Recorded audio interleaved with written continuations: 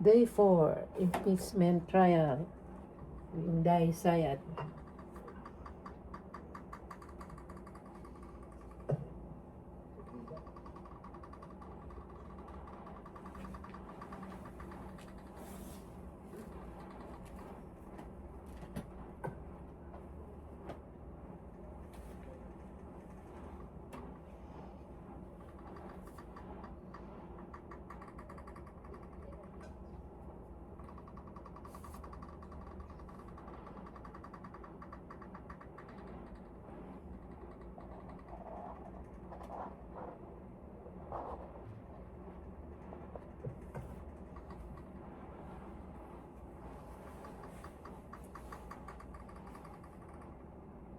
The Sergeant at Arms is directed to make the proclamation.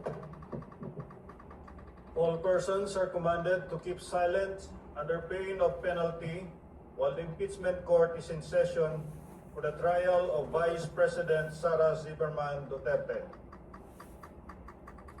The impeachment trial of Vice President Sara Zimmerman Duterte is hereby called to order. We shall be led in prayer by Senator Judge J.V. Arcito.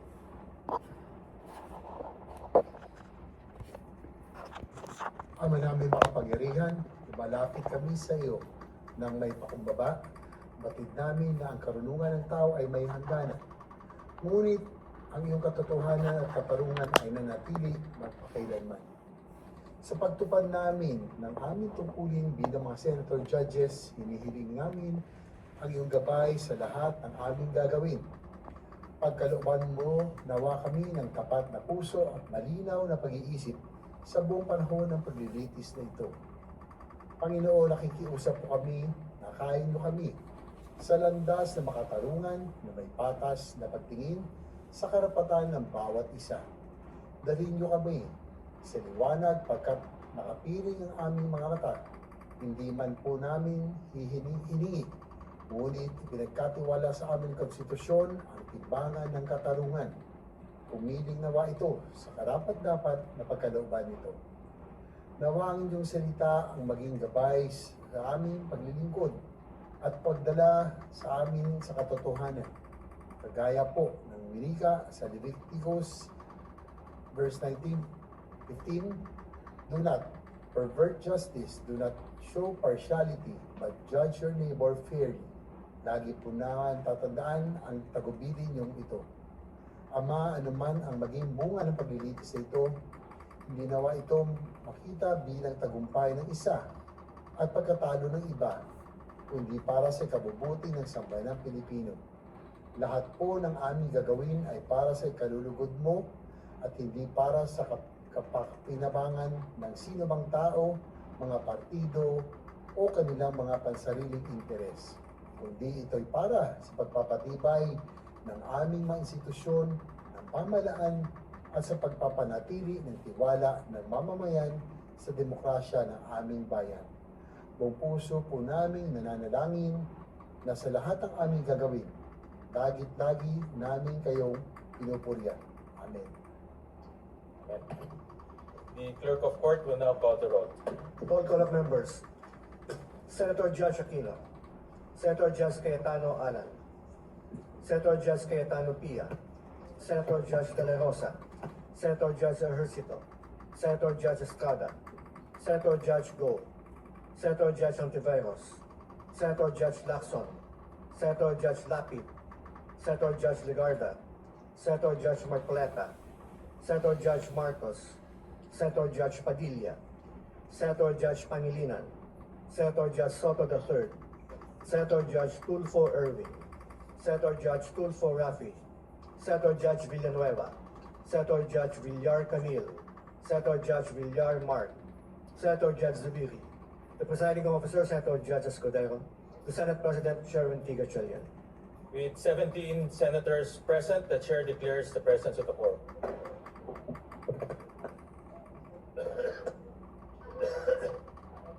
We note the presence of Senator Judge Bongo. We have 18, and Senator Judge Amy Marcos. We have 19 senators present. We have 18 senators present for the record.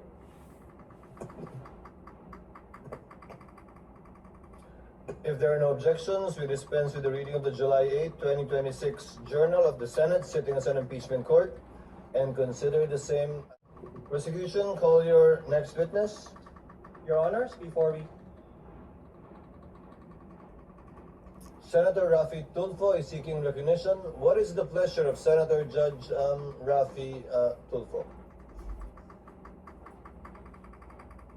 Thank you, Presiding Judge Scudero. Short inquiry lang po for the defense, particularly kay Attorney Mark Diduan. Attorney Diduan. During the last hearing, when you delivered a manifestation in reply to the prosecution's statement regarding the fourth article of impeachment, you said, and I quote, "The truth of the matter is this: she and her family were threatened, and while her response was unconventional, it was justified." What triggered her response was a question about Operation Romanov, which is the plot to eliminate VP Sara and her family. End of quote. Now, Attorney Binuan, this Operation Romanov that you mentioned, are you referring to the Operation Romanov mentioned by the blogger Princess Maui during the online press conference of VP Sara? Yes, Your Honor. Okay. So, the question was raised during the press con by this Princess Maui, but I did not see her name sa list of defense witnesses in the pre-trial order. So, will you be presenting her as a witness? Your Honor, at this point, it will depend on what will be established by the prosecution. The defense reserve its right to call or not call any witness depending on the course of the time. Oh, I see. Okay. So, in other words, will you also be presenting any other witness to prove this threat or this Operation Romanov? Yes, Your Honor, that will be part of our evidence. May this court know now kung sino-sino itong mga witnesses na inyong present? Of course, Your Honor. We are not at liberty to disclose Okay. that at this time. Again, it will depend on the course of the time. Your Honors, Presiding Judge, the first time I've heard about this Romanov is during the Maisog Leaders Labas Forum niya in yung Davao. Maui nyo. That was on January 28, 2024, correct me if I'm wrong. It was mentioned by Mayor Baste Duterte. At that time, hindi ko alam anong ibig sabihin ng Romanov at sino mga ito. In fact, ginugil ko yan. Sino itong family Romanov? So napag-alaman ko, apparently, they were the ruling family in Russia that was murdered by the Bolsheviks in the night of July 16, 1918. Benito Mussolini. Sa anniversary. Sabi ni Basti Barbie. Anniversary. Kasi ano ba tayo ngayon, July 13. Anyway, may relasyon ba ito sa binanggit ni Baste sa sinabi ni Princess Maui at yung binanggit mo? Magkakarelasyon ba ito? Your Honor, I have no personal knowledge of what Mayor Baste said, so I cannot comment on that, Your Honor. So hindi mo napanood yun? Hindi. No, Your Honor. Naku, Okay. denial. And last question. Hindi. What did you mean when you said that BP Sara's response was unconventional? Sinungaling. Your Honor, it was a description, Your Honor, of the statements that she made during that. Sinungaling Kaya, tong why do you attorney na consider, to. why is it unconventional? Your Honor, Natatanggap lang kayo ng the pera basic para meaning of the word is pagtanggol ng it will mali. explain itself, Your Honor. Okay. That's all, Presiding Judge. And Noted and entered into the records. Yes, what is the pleasure of the Honorable Defensor? Halatang among the members of the nagsisinungaling panel tong of attorney na to eh. You may proceed, sir. Thank you, Your Honors. Maniwala ko hindi nila alam yun. With the examination of our second witness. Your Honors, the prosecution is in receipt of a letter dated July 10, 2026 from NBI Director Melvin A. Matibag requesting that his testimony be scheduled or calendared at the earliest setting, considering that the National Bureau of Investigation, Your Honors, has been invited by the Federal Bureau of Investigation in coordination with the Royal Thai Police for a regional summit on scam center compounds and transnational organized crime. In that regard, Your Honor, the prosecution would like to request that the scheduled testimony of NBI Director Melvin Matibag be scheduled tomorrow after the testimony of our second witness, Attorney Jeremy A. Bongo. After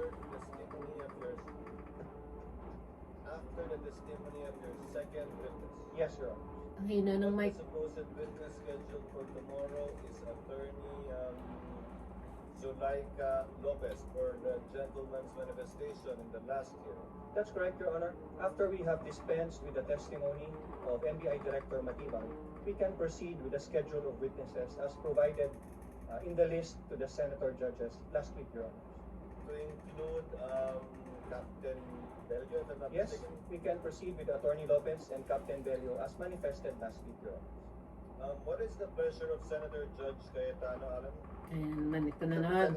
Entra na naman tong si Boy. Magla-live selling na naman yan.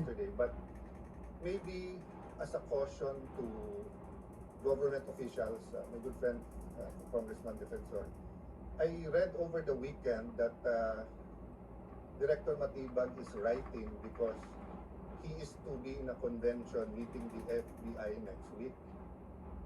So actually, we're going to be here 30 weeks. We have put aside many, many important things. We have put aside many foreign trips, many local trips, whether it's to help dun sa tinamaan ng lindol sa Mindanao or tinatamaan ng baha ngayon, because we have to be here 2 o'clock until matapos tayo every Monday to Wednesday, then after the SONA every Tuesday to Wednesday. I find it in bad taste that a bureau head will dictate to us that he's not available next week. I was Nakialam na naman ng Affairs. hayop na That's why you have tao na to. undersecretaries. That's why you have deputy directors. So I mean, I admire the patience of the prosecution, no? But even the prosecution, they have a way of timing and laying down the witnesses. Eh. So I don't want later on to say na dapat natanong ko muna to sa unang witness. Kailang si Director Matibag inuna dahil ganito, ganyan. No, so I'd like to put that on the record and ask my colleagues if that's acceptable to us. Kontrabida talaga tong hayop na to. Bentit, well, at least those who are not in jail or the 21 of us are here. The whole government nakatutok. We put aside so many important things. And then one witness who is in the government, who is a bureau head, will tell us sorry, but because he has to be with the FBI, siya na yung mauna